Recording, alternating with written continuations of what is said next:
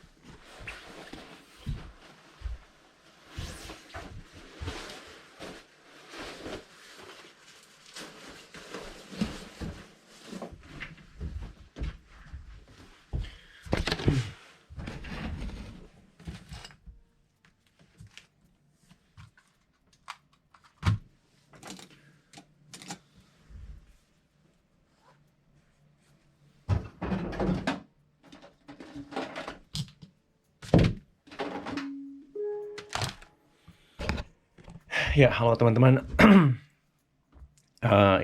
Saya baru sampai di kerja ini dan lagi mau buka komputernya. Dan ya, ini hari kerja, hari Sabtu, dan saya belum tahu berapa pasien hari ini. Coba lihat ini. Bentar. Udah ambil bolpen sama stetoskop, siap untuk kerja. Let's see.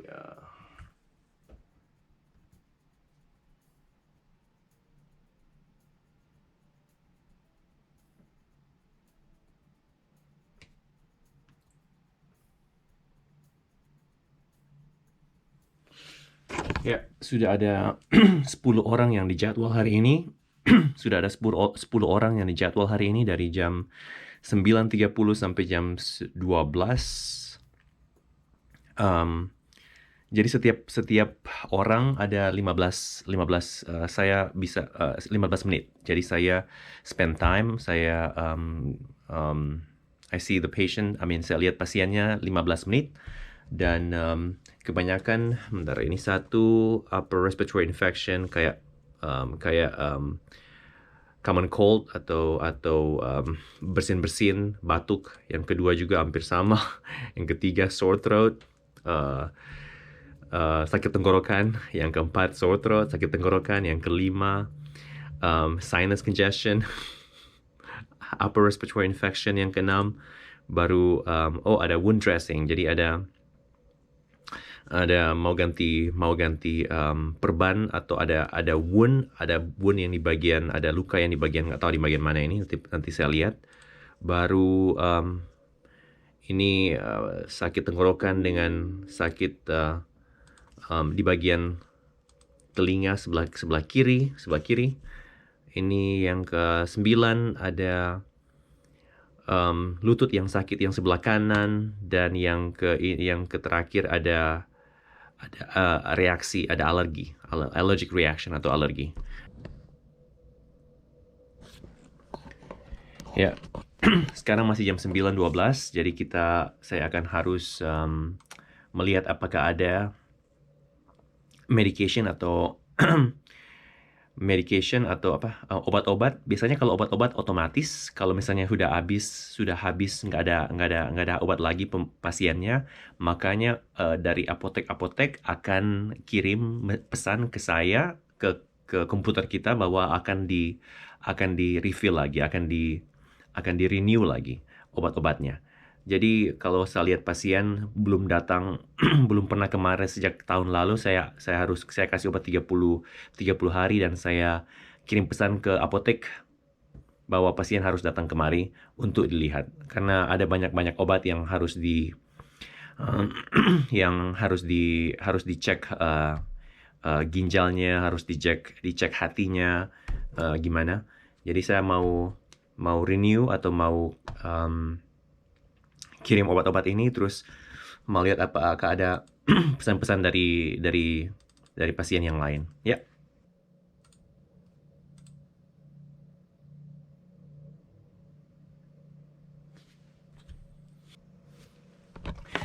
Ya. Kecuali yang satu ini ada obat yang mau otomatis yang mau di refill atau di renew. Obat ini hydrocodone acetaminophen. Hydrocodone itu obat sakit dengan dicampur dengan acetaminophen kayak paracetamol. Ini tidak bisa di refill sama sekali. Pasiennya harus datang kemari karena obat ini adalah kategori obat control. Jadi dari Badan Amerika DEA atau Drug Enforcement Agency, mereka kita punya sebagai provider, kita punya lisensi khusus untuk mengirim obat-obat yang kontrol, obat-obat yang bisa kecanduan seperti hydrocodone ini. Jadi ada 5 kategori di DEA, Schedule 1 namanya Schedule 1, 2, 3, 4, 5. 5 itu yang tidak terlalu bahaya, tidak terlalu adiktif, tidak terlalu kecanduan. 5 itu seperti kodein atau apa ya kalau sini ya. Ya, kodein.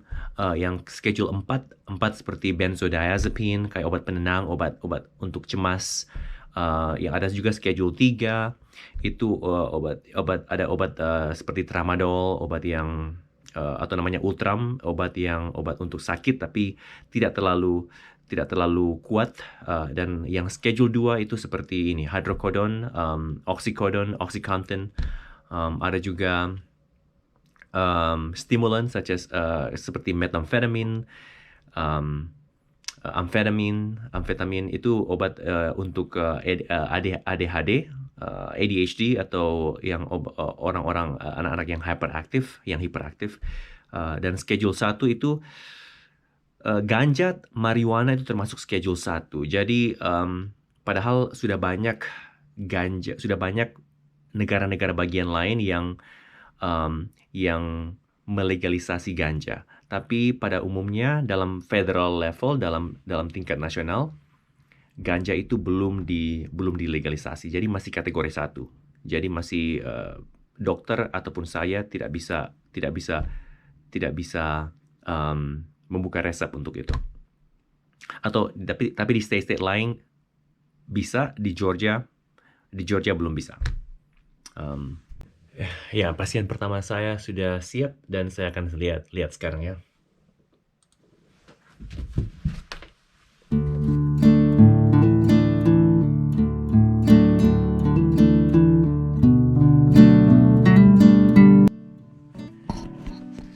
Ya teman-teman, itu kalau kalian lihat di situ itu rumah sakitnya itu. Yang ini rumah sakit, kalau yang ini tempat onkologi atau tempat pusat kanker. Dan sekarang saya udah lihat berapa pasien tadi ini ya. Saya lihat sekitar 18 pasien ini. Jadi ini jam berapa nih? Jam 12.52. Saya mau ke rumah sakit dulu, mau ke kafetarianya, ke kantinnya, dan mau ambil makanan. Kita ke sana yuk.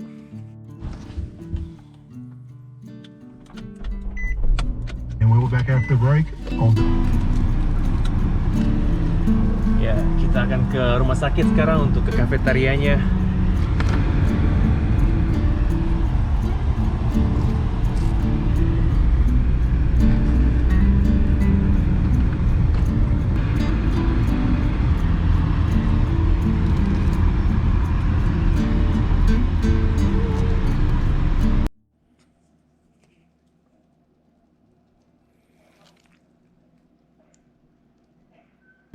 Ya, tadi dari rumah sakit saya punya ini masakannya.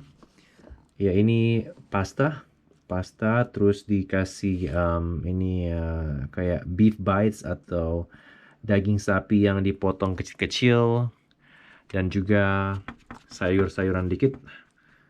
Tapi sebenarnya ini untuk bratwurst, jadi saya pakai tapi saya ambilnya sayur-sayurannya saja.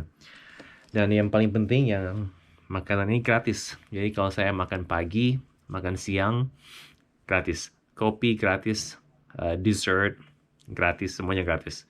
Biarpun kalaupun saya makan malam mungkin gratis kalau saya kerja malam. Tapi yang itu enaknya. Ya, saya mau makan dulu ya.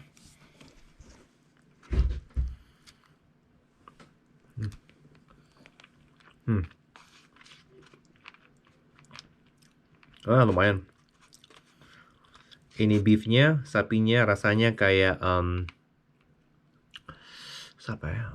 kayak beef stew begitu. Ini harus cepat-cepat ini karena udah ada pasien satu ini. Ya.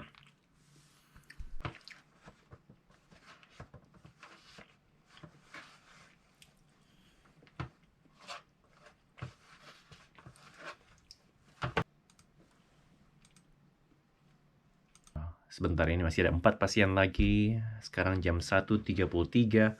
Dan ya makanannya lumayan ya. Namanya makanan rumah sakit. Ya mau enak-enak gimana sih. Makanan lumayan tapi tidak seenak makanan Indonesia. Tidak, saya rindu masakan rawon, makan nasi goreng Jawa, masakan Chinese yang kayak capcay atau apa juga ya, atau ya mie goreng, terus masakan Manado juga, ayam rica-rica, atau itu paling enak itu. Yuk, saya mau lihat pasien lagi ya.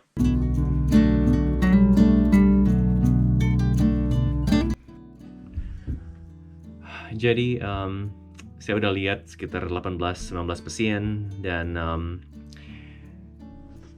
hampir semuanya tadi yang baru-baru yang terakhir ini datang dengan sakit perut yang paling bawah begitu, yang jadi kayaknya dia ada diverticulitis atau diverticulitis, dan saya treat dengan antibiotik, kasih Cipro, terus Flagyl. Tapi kebanyakan orang hari ini datang bersin-bersin, sakit tenggorokan, atau mungkin ada satu yang asma, exacerbasi asma. Tapi kebanyakan sakit tenggorokan, sakit sore throat, kayak sakit tenggorokan, sinusnya congestion penuh, terus sakit di bagian telinga, bersin-bersin. Jadi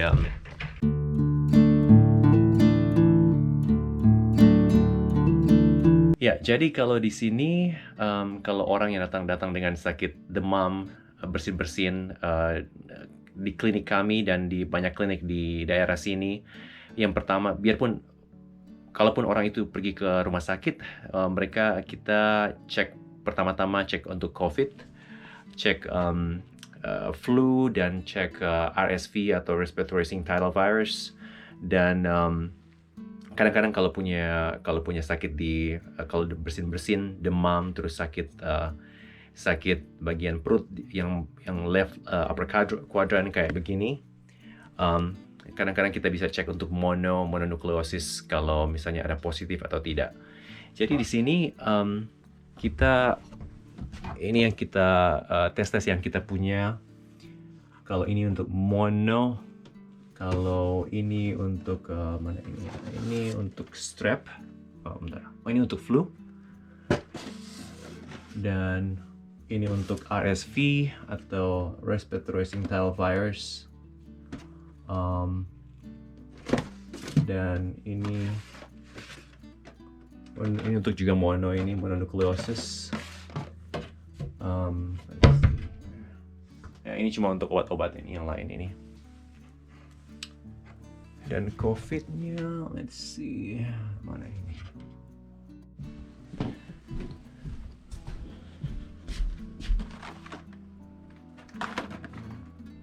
Ya, ini yang COVID-nya ini. Jadi itu semuanya cek untuk virus, tapi itu antigen, tes antigen, yang seperti kalian tahu tes antigen itu cepat, sekitar 10 menit, tapi tidak selalu akurat. Jadi selain tes antigen, kita juga punya tes untuk PCR atau polymerase chain reaction, itu lebih akurat itu. Jadi kita akan ke, bentar saya lihat mesinnya kalau masih ada sini ya.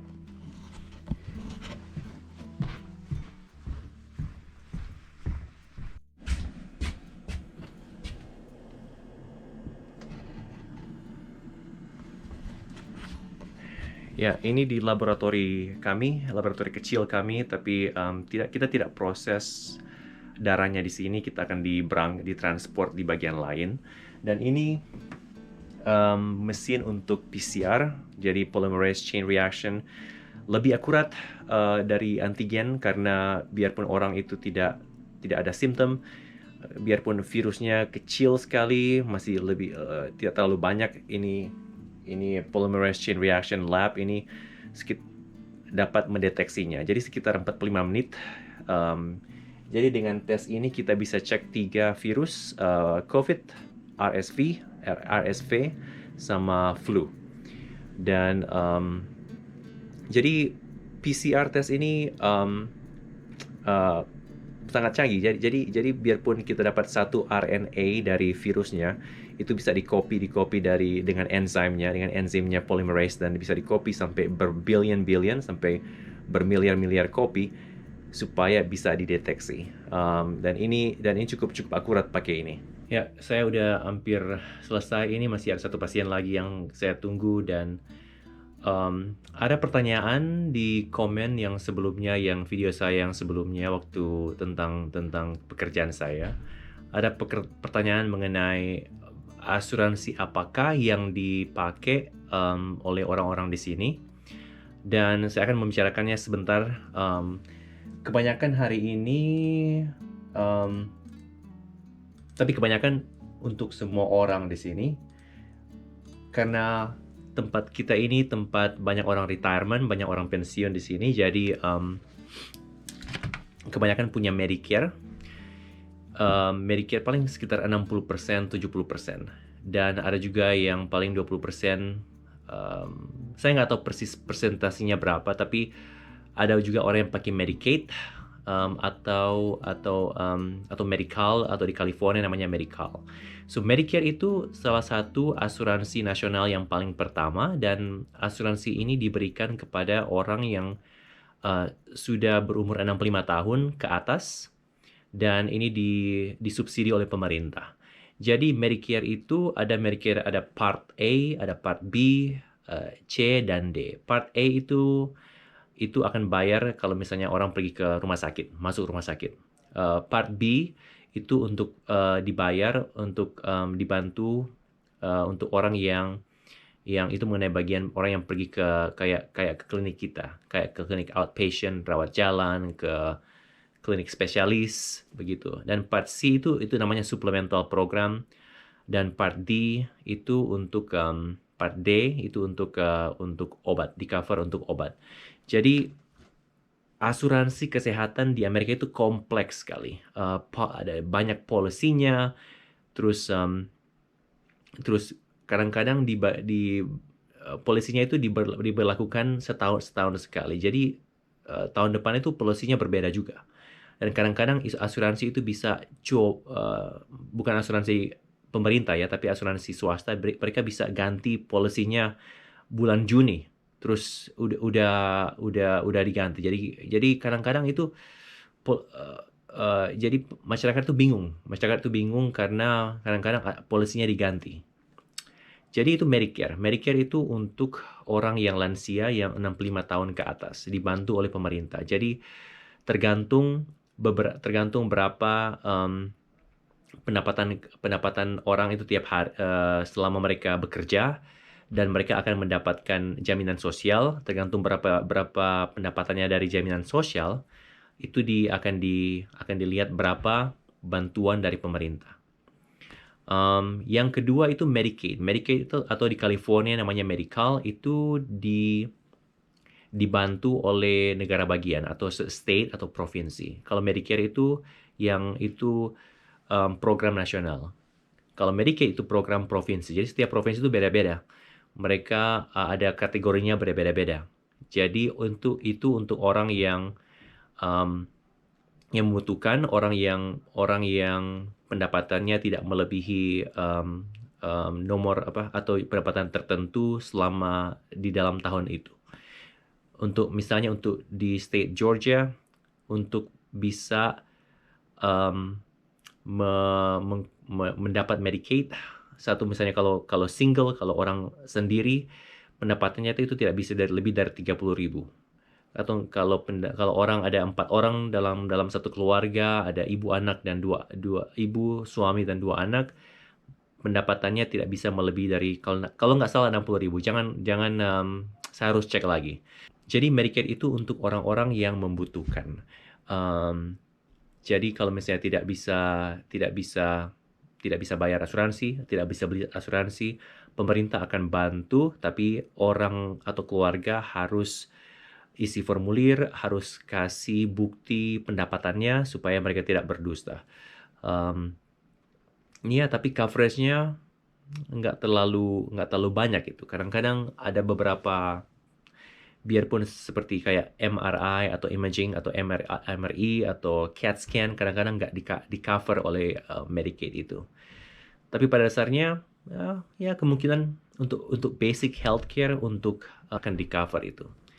Dan yang ketiga itu asuransi swasta. Asuransi swasta itu banyak asuransi swasta yang ada di Amerika, nggak terlalu banyak, ada 4 atau 5 kalau nggak salah. Ada Anthem Blue Cross, atau yang kita punya itu Anthem Blue Cross. Jadi saya dapat asuransi melalui pekerjaan saya, dan saya dipotong sedikit gajinya dan dapat asuransi dari situ. Kalau saya mau beli asuransi lewat kerja, tapi untuk sekeluarga itu agak lebih mahal. Jadi saya bilang sama istri saya untuk beli asuransi saja sendiri. Jadi saya bayar asuransi sendiri untuk anak-anak sama istri saya. Jadi kalau orang yang membutuhkan dan tidak bisa dapat Medicaid atau tidak bisa dapat asuransi dari state atau negara bagian, bisa apply untuk Obamacare. Obamacare itu namanya ACA atau Affordable Care Act, dan tiap tahun itu akan ditanya apakah mau enroll, apakah mau mendaftar. Jadi itu dibantu pemerintah pusat. Melalui juga negara bagian. Itu agak kompleks, saya juga nggak terlalu ngerti 100% bagaimana cara kerja asuransi di sini, karena memang kompleks sekali. Ada orang-orang yang khusus yang kita bisa bayar untuk bantu pilih asuransi. Ya, begitulah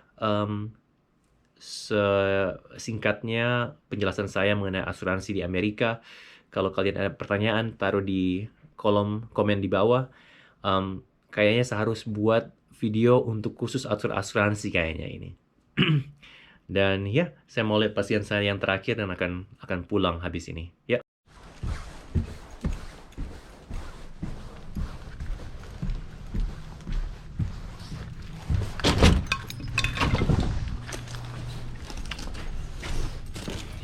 Ya, teman-teman,